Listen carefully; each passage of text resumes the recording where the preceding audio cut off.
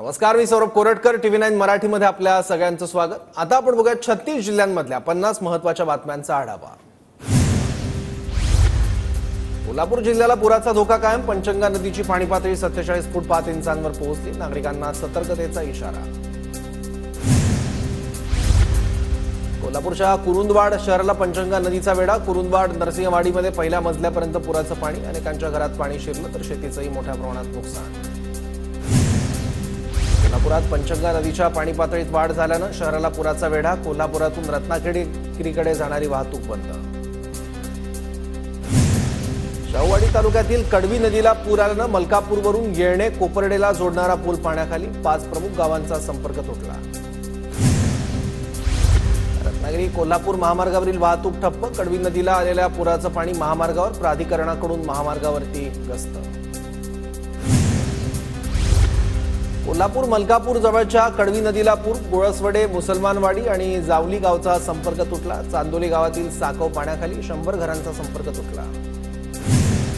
कोल्हापूरच्या CPR रुग्णालयातून उपचार घेऊन बाहेर पडलेल्या रुग्णाला बोटीतून त्याच्या गावात सोडण्याची वेळ. अनेक गावांमध्ये पुराचं पाणी शिरल्यानं नागरिकांचे हाल. कोल्हापुरातील पूरस्थितीत लोकांना सर्वतोपरी मदत करा. प्रशासनानं ऑनफील्ड सज्ज राहावं. मुख्यमंत्री एकनाथ शिंदेंच्या कोल्हापूर जिल्हाधिकाऱ्यांना सूचना. कोल्हापूरमध्ये पालकमंत्री हसन मुश्रीफ आणि खासदार धैर्यशील माने यांच्याकडून पूरस्थितीची पाहणी. पूरग्रस्त छावणी परिसरात जात केली नागरिकांची विचारपूस. सांगलीत कृष्णा नदीची पाणी पातळी 40 फूट 3 इंचावर. भारतीय सैन्याची 90 जवान आणि 10 अधिकाऱ्यांची तुकडी सांगलीत तैनात.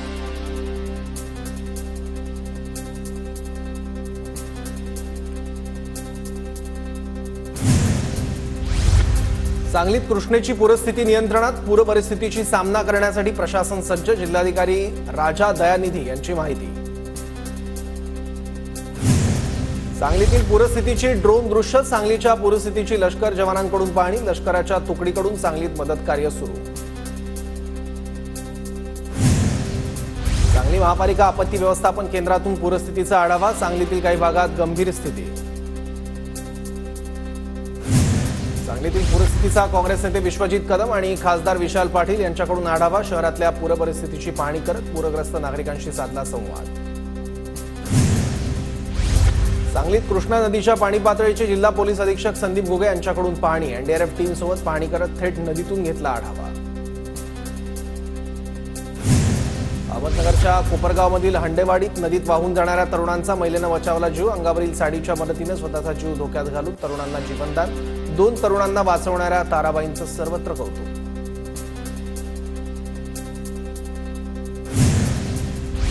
धाराशिवमधील परंडा तहसील कार्यालय इथे आरोग्यमंत्री तानाजी सावंत यांनी घेतला आढावा. विविध विभागांचा आढावा घेत पीक कर्ज वाटप आणि मनरेगा अंतर्गत कामं सुरू करण्याचे निर्देश. धुळे जिल्ह्यातील साक्री तालुक्यातील जामखेडी मध्यम प्रकल्प 100% भरला. धरणक्षेत्रात झालेल्या पावसामुळे प्रकल्पातून 100 क्युसेक पाण्याचा विसर्ग सुरू. पुढील काही तासात विसर्ग वाढण्याची शक्यता. धुळ्यातील साक्री तालुक्यातील काबऱ्या खडक धरणाच्या पायथ्याशी लिकेज. सततच्या पावसानं धरणाजवळील भराव वाहून गेल्यानं धरणाच्या पायथ्याशी पाण्याची गळती सुरू.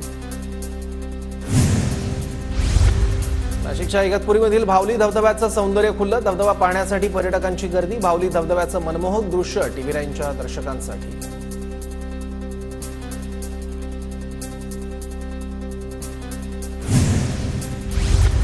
दोन दिवसांच्या विश्रांतीनंतर गोंदिया जिल्ह्यात पावसाची हजेरी. पावसामुळे पुजारी टोला धरणाचे 4 दरवाजे उघडले.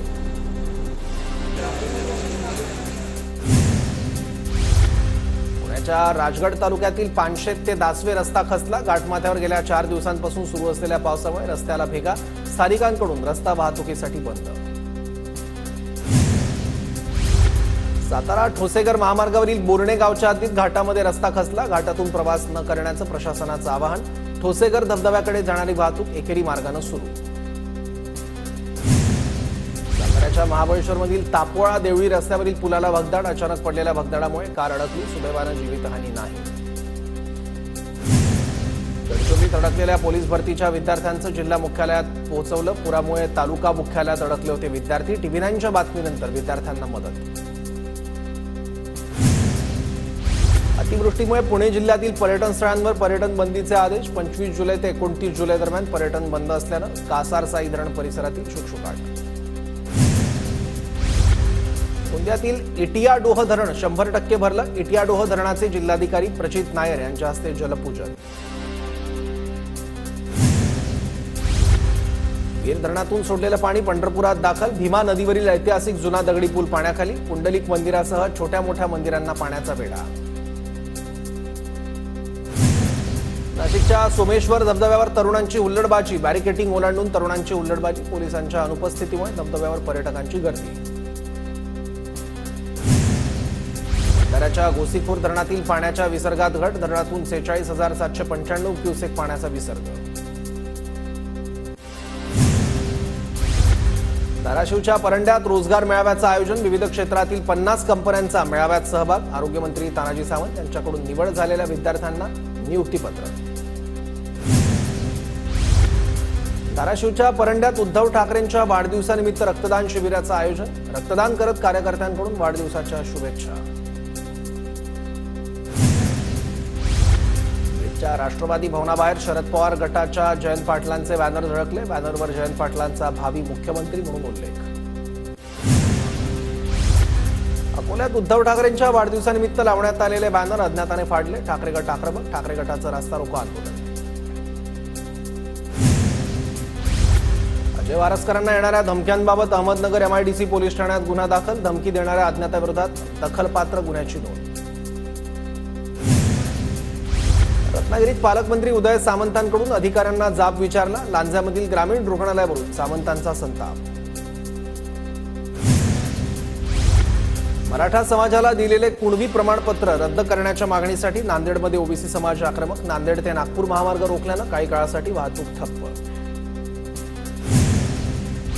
जळगावच्या कानळदा गावात रस्त्याच्या खड्ड्याभोवती रांगोळी काढून खड्ड्यांची आरती. खड्ड्याच्या दुरुस्तीसाठी ग्रामस्थांकडून गांधीगिरी स्टाईल आंदोलन.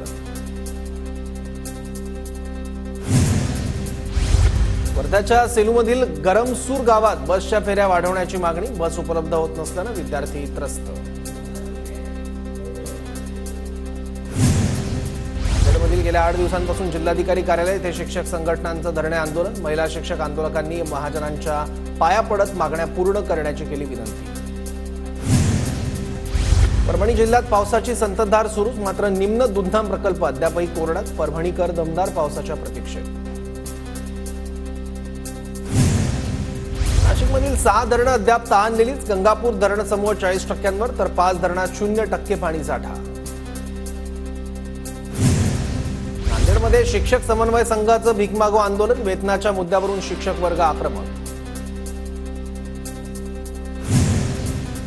कोल्हापूरच्या शाहूवाडीतील मलकापूरमध्ये MSCBच्या कर्मचाऱ्याकडून जीव धोक्यात घालत वीज जोडणी. मुसळधार पावसात विद्युत प्रवाह केला सुरळीत. वाशिमच्या राजुरी स्मशानभूमीसह रस्त्याची दुरवस्था. पावसाळ्यात स्मशानभूमीकडे जाणाऱ्या रस्त्यावर चिखलाचं साम्राज्य. रस्त्याचं काम करण्याची ग्रामस्थांची मागणी. 40 गावकरांची गेल्या 1 दशकाची प्रतीक्षा संपली. जिल्ह्यातील सुसज्ज असलेल्या मध्यवर्ती प्रशासकीय इमारतीचं उद्या लोकार्पण होणार. अनेक शासकीय कार्यालय एकाच छताखाली येणार.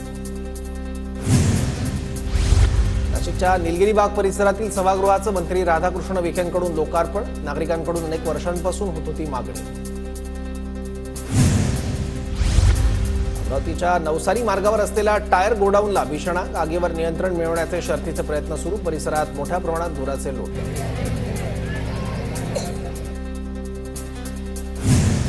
पुण्याच्या भोर तालुक्यातील शिंदगावचे BSF जवान कालिदास भालेघरे यांचं निधन. सुट्टीवर गावी आलेल्या भालेघरे यांच्यावर आजारी असल्यानं पुण्यातील खासगी रुग्णालयात सुरू होते उपचार. शासकीय इतमामात करण्यात आले अंत्यसंस्कार.